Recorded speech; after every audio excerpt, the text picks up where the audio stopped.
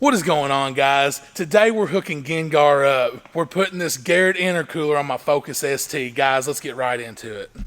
Alright guys, like I said in the intro, we are putting the intercooler, getting rid of this factory one that heat soaks and getting rid of the flapper system. I'm sure there's a better name for it, Steven. Active air flap at Hyundai, I don't know. There you go. Yeah, we don't know what Ford calls it. But anyways, we have to take the front bumper off. So we're going to get started with that now. And there's some clips right here and some bolts.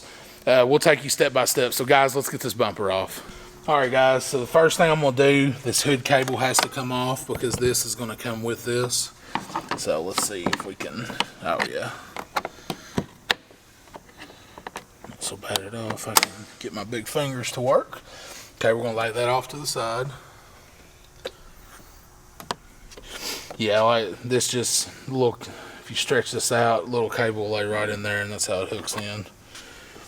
Alright, now we got some clips. So there's two clips. Now there's going to be some T30. Alright, I'm going to take these off up here first. Alright, so there were 5 of those. Lay them to the side. And then there's 2 holding the bumper up top. So don't do the headlight bolts, but you want to make sure you do the ones on the inside. Those are the ones that are holding the bumper on.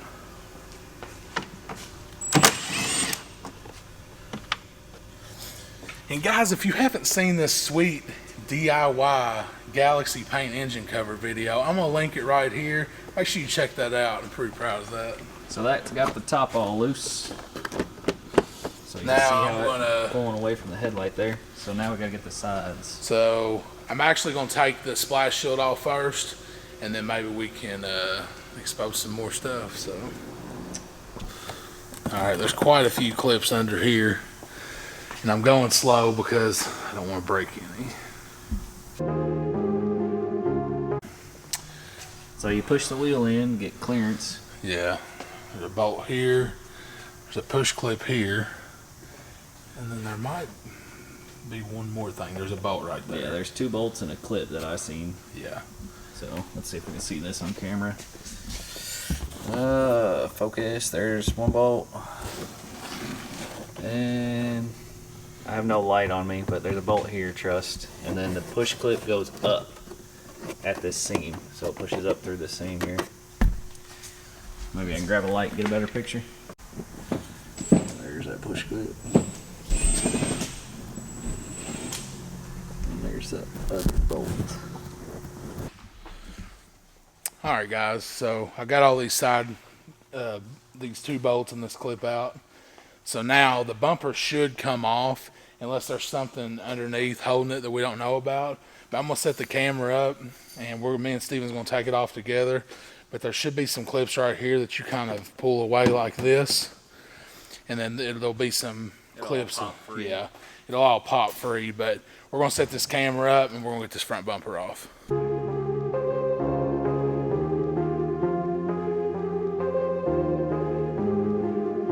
One thing we forgot to mention was fog lights. So once you get it free from the side, go in and unplug your fog lights. Oh yeah, that is true. But you'll see us do that.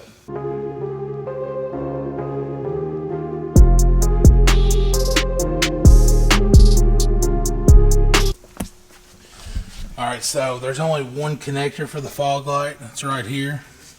You'll unhook that, and then Steven, tell them about these things. Yeah, this little clips. clip, most bumpers that I pull off, you can just, that pops right out. But on this one, you had to actually fish back here and lift up to release this piece here without breaking anything. So. Alright. So now we have to pull this off just to get it out of the way. Then this brace comes off, and then all this stuff will come off. So I'm probably gonna hand the camera to Steven. So Does it all just pop up? Oh, okay. yeah, so you just pop this off. This goes back on, but we're just gonna move it out of the way for now. They're still T30s, like everything else on this car.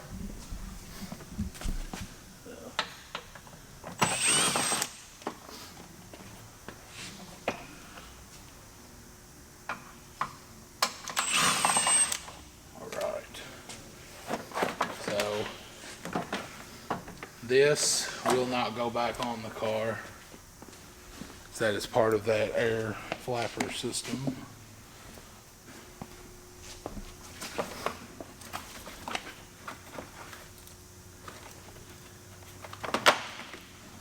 Yeah. So those are held in right here and right here. You just slide these up and then to pull this out. I'm gonna lay that to the side. I'm pretty sure that doesn't go back on.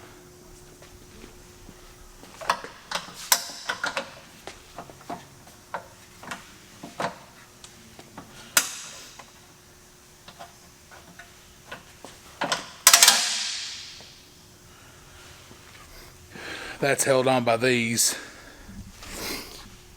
And if you just gently pull out, you won't break any of them. This does go back on. Sad to say, that's like kind of the bash bar thing, maybe. It's maybe just not. Like a cushion crash. Yeah. Okay. Most cars have like foam. That will go back on, but I'm 99% sure that doesn't go back on. So now we have this flapper system, or I call it the old leaf catcher. Like, good Lord, what is that? Is that a bird? Ugh. I don't even know what that is. We'll be right back. We're gonna get all this out of here. Ready to? All right, now, So yeah, I'm ready to get rid of this leaf catcher and this flapper system. It just makes stuff hot, and we don't want any hot air. So from here down is going to come off. But before we do that, me and Steven was discussing this earlier. I thought there was a reason this had to come off, and it's clearance for all of this to come down and out. So yeah, so we're just going to take the skid plate off. Get that out of the way. A little sneak peek, Corey. Let's go ahead and show them a sneak peek. A little surprise again. Jeez. Y'all be on the lookout for that video as well. Clusters on the new truck, baby. All right, guys. So we got that little belly pan off, or whatever you want to call it. Before I do anything, I'm gonna go ahead and undo the mass airflow sensor. I don't want to rip these wires or rip it off. So you'll push this in, pull this right out, lay this back to the side, and we will have to take this out of the old intercooler and put it in the new Garrett. Speaking of the Garrett Intercooler, guys, if you're curious where I got it, of course, pandamotorworks.com. Use code BLewis. You can save yourself some money just like I did. Thank you so much, Panda Motorworks. Anyways, let's get on with this install. So then there is 8mm bolt here, 8mm bolt here. The mounting bolts Yes. are up from the bottom, so that kind of this little member is kind of in the way, so it might be a pain to get to, but. And then what, charge pipes? Yes, charge pipes. And then all of this and this flap system, all this is going to pull out together. Yeah, we'll have to, I don't know how it pulls out together. But Well, it kind of just falls out with it. yeah, it's got, clip goes, that stuff rests on a clip up top here, so. Once we get it loose, we'll figure it out. I need to figure out how to undo this. Oh yeah, and then the other connector for the active air flap runs up in here, and then the harness comes over, I and it's a see. single connector on this side. So it's the bottom one. So we're just going to disconnect this, and then that's obviously going to be So I can lift this, shove you that way. Boom. Yeah. So I went in from the back, raised this up, push that right out, and we are going to zip tie this up out of the way, just like that probably. And yeah, so I'll throw a couple zip ties on that. probably something to keep water out of it as well. Yeah, we'll probably go ahead and tape it up, right? We got Yeah. tape here. And yeah, this will come out with this. Oh, there's a clip holding the harness on. Just undo it, pull it out of the way. All right, let's get some 8mm, baby. Brian likes to talk to me about me doing work off camera. What are you doing over here? I am taking this bottom 8mm out, and this is why I didn't start filming yet, because ain't nobody wants to sit here and see a bunch of cranking. So But we are going to get these bolts off, get the charge pipes loose, and then once we get everything loose, we'll get back with you. all right, so Steven actually pulled these charge pipes off for me. He's a real MVP.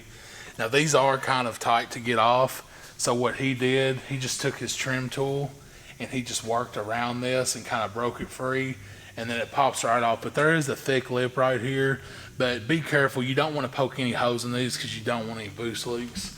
But he got this side off as well. And then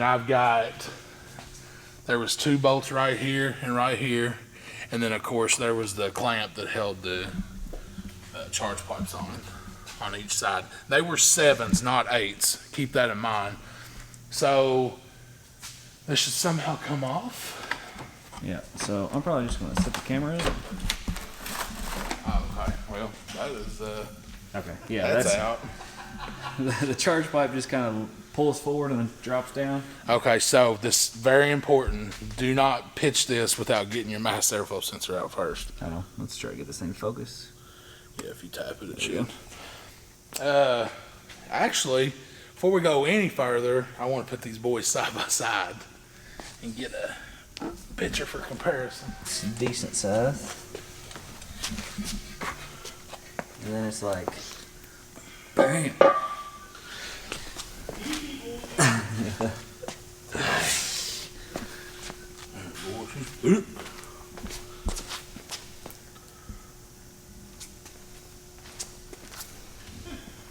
I think this flapper thing just holds in by this clip. Yeah, those clips on the side should just lift up. So like it's held in right there. This just lifts up to release it from this little holder. So I'm gonna have to put the camera down, try to help. Sorry I didn't film this, but I got a little antsy. But basically, these and these, this and this on each side is held in. There's some tabs right here and then right here. So basically, this is so flimsy.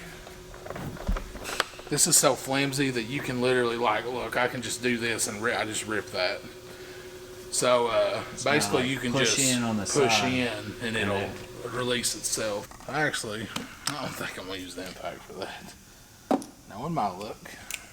Too many Ugga Duggas with the impact? Yes. We definitely don't want that. I mean, you can use Walker's Hercules. Oh no. That thing is a beast. Hashtag boost mode, bro. Walker Halls. Yeah, go sub to my buddy's channel, man. I'll link him in the subscription box, or the Subscription box. I'll link him in the description box below. So, check out his blown up WS6. blown up. Sheesh. Need an expert to do it? I'm going to phone a friend because I don't want to break it, Steven. We'll be back. And we're back. No, we didn't do an unboxing on this, but she did come with some bolts, and I just noticed one is shorter than the other 3. So if I had to guess, well, actually I know. I don't know where that thing went. You know what I did with the map sensor bolt? It was super. Anyways, Organized Brian lost something? well, basically it's like that, and this is going into No, hold on. aluminum or whatever. There we go. So that yeah, it's like a screw will that goes go plastic. into this plastic, Yeah. but that is not going to go into my nice new Garrett The Garrett is Intercooler. all nice aluminum. All right, before we hang the new one on, Steven is going to explain to you all, because he can explain a lot better than I can. He's going to explain to you all why a bigger intercooler like this is much better than this factory, the one that's really small. Well, let's just clarify. I'm no expert, but let's just say on this size intercooler with Brian. All right, anyway. On this size intercooler, well, you'll get what's called heat soak. Basically, what you're trying to do with a turbocharged vehicle, intercoolers, you are cooling air that has been heated from your exhaust gases. So the intercooler is letting the air pass through with cold air out the front of your car to cool it off. with this Garrett, which is obviously almost, what, twice as thick as the factory one? And a lot taller, what, 2 or 3 inches taller than the factory? So, Pretty big boy. this big old thing is gonna do a lot more heat transfer than this old busted factory one. Like, obviously bent fins and stuff like that affect it, things like that, but this will just allow more cold air, or cooler air, to get to the engine, or cool it off better, I should say, to get to the And engine. it will definitely, it's definitely gonna keep the charge temps down. Yeah. I watched a few videos of some dyno pulls after this was installed. This kept the charge temps like way down, whereas this one run it way up. That one stayed more consistent, which lets it give way more power in the mid-range especially, which these cars are known for. Right. If you know anything about boosted vehicles, boosted cars love cold air. So the colder the air you can give it, the better. Obviously, this is going to help that situation out. So. All right, real quick, I did get the map sensor back in, 10 millimeter. Make sure this is plopped in, or it pops into place and it's all the way seated. Yeah. So now we are going to hang the Garrett up. Some petroleum jelly will help slide the charge pipe onto your inlet and outlet. So that way you're not fighting trying to ram it on there and it's all dry. The more lube, the better. This is a beefy dude. Hurry up, brother. We're ready to hang this boy on. Christmas come early for old dad here. All right.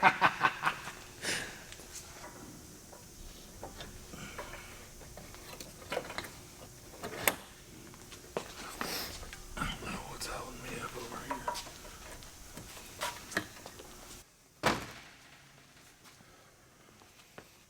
There we go. All right, guys, real quick before we get the bumper put back on, I did tape this connector up and I zip tied this up out of the way. The connector that went to the flapper system here. So now all we have to do, as you can see, a lot of that plastic is gone. Corey, you can show them on the floor. None of this will be put back on, which I'm kind of happy about. I thought all that looked bad anyways. But anyways, the only thing that goes back on is this little shield thing. And now we're gonna get the front bumper put back on.